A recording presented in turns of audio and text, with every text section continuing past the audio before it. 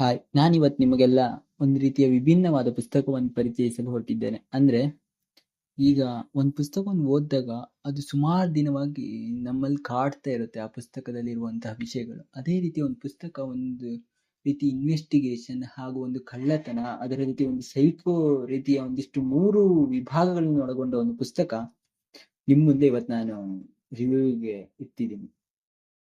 ಈ ಪುಸ್ತಕವನ್ನು ಮುಲ್ಲಾದಿ ವೆಂಕಟ ಕೃಷ್ಣಮೂರ್ತಿ ಅವರು ಬರೆದಿದ್ದಾರೆ. ಮತ್ತು ಅದನ್ನು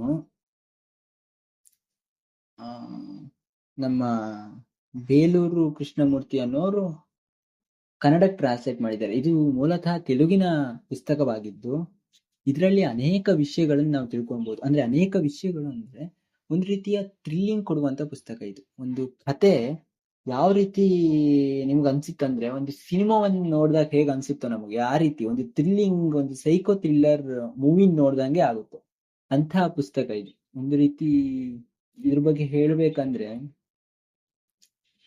ಮನುಷ್ಯ ತನ್ನ ತಾಯಿಯ ಪ್ರೇಮದಿಂದ ಯಾವ ರೀತಿ ಪ್ರೇಮ ಸಿಗದೆ ಯಾವ ರೀತಿ ಕಷ್ಟಕ್ಕೆ ಒಳಗಾಗ್ತಾನೆ, ಹಾಗೂ ತನ್ನ ಮಾನಸಿಕ ಸ್ಥಿತಿ ಯಾವ ರೀತಿ ಆಗುತ್ತೆ, ಆ ರೀತಿ ಆದಂತ ಒಂದು ಈ ಪುಸ್ತಕ ನೀವೆಲ್ಲ ಒಂದ್ಸತಿ ಓದ್ಬೇಕು ಅಂತ ನನ್ನ ಆಸೆ. ಇದರ ಹೆಸರು ಶನಿವಾರ ನನ್ನದು ಅಂತ.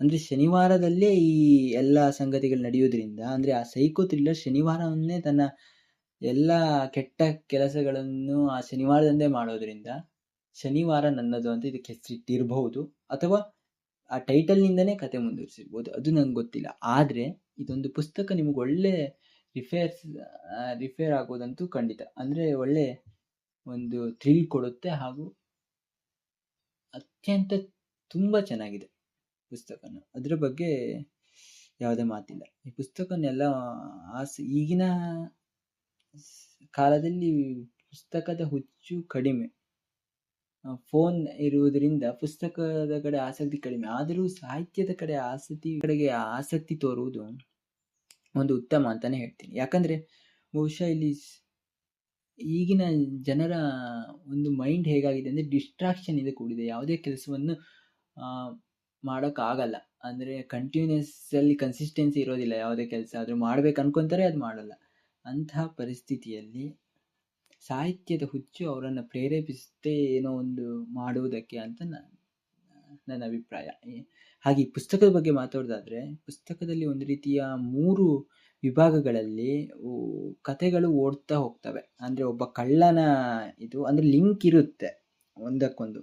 ಹಾಗೆ ಕಳ್ಳನಂದು ಒಂದು ಕಡೆಯಿಂದ ಓಡ್ತಾ ಹೋದ್ರೆ ಇನ್ನೊಂದು ಇನ್ಸ್ಪೆಕ್ಟರ್, ಇನ್ನೊಂದು ಜರ್ನಲಿಸ್ಟ್ ಇನ್ಸ್ಪೆಕ್ಟರ್ ಬಗ್ಗೆ ಒಂದ್ ಕಡೆಯಿಂದ, ಆಮೇಲೆ ಕಡೆಯಿಂದ ಒಂದ್ ಕಡೆಯಿಂದ ಒಟ್ಟು 4 ಭಾಗಗಳು ಓಡುತ್ತೆ. ಆದ್ರೂ ಇನ್ವೆಸ್ಟಿಗೇಷನ್ ಪಾರ್ಟ್ ಅಂತ ಒಂದು ಹೋದ್ರೆ, ಕಳ್ಳತನದ ಪಾರ್ಟ್ ಒಂದು, ಸೈಕೋ ಕಡೆಯಿಂದ ಒಂದು ಪಾರ್ಟ್, 3 ಪಾರ್ಟಲ್ಲಿ ಓಡ್ತಾ ಹೋಗೋದ್ರಿಂದ ಕತೆ ಅತ್ಯಂತ ತುಂಬಾ ಚೆನ್ನಾಗಿದೆ. ನಿಮ್ಮನ್ನ ಬೋರೆ ಹೊಡ್ಸೋಲ್ಲ ಈ ಕತೆ. ನಾನು 2 ದಿನ ತಗೊಂಡಿದ್ದೀನಿ ಇದು ಓದೋಕ್ಕೆ. ಬಹಳ ಕುತೂಹಲದಿಂದ ಓದಿದ್ದೇನೆ. ಎಲ್ಲ ಒಂದ್ಸತಿ ಟ್ರೈ ಮಾಡಿ ಅಂತ ಹೇಳ್ತಾ ಎಲ್ಲರಿಗೂ ನಮಸ್ಕಾರ. ಇದು ಹೊಸದಾಗಿ ಈ ರೀತಿಯ ಇನ್ನೂ ಒಂದಿಷ್ಟು ಕೆಲವು ಪುಸ್ತಕಗಳನ್ನ ಓದಿ ನಾನು ಅದನ್ನು ರಿವ್ಯೂ ಕೊಡ್ಬೇಕಂತ ಅನ್ಕೊಂಡಿದ್ದೀನಿ. ಈಗ ನಾನು ಹೊಸ ಯೂಟ್ಯೂಬ್ ಚಾನಲ್ನ ಸ್ಟಾರ್ಟ್ ಮಾಡ್ತಿದ್ದೀನಿ. ಆದ್ದರಿಂದ ನಿಮ್ಮೆಲ್ಲರ ಸಪೋರ್ಟ್ ಇರಬೇಕು. ದಯವಿಟ್ಟು ಲೈಕ್ ಮತ್ತು ಸಬ್ಸ್ಕ್ರೈಬ್ ಮಾಡಿ ಅಂತ ಕೇಳ್ಕೊತಿದ್ದೀನಿ.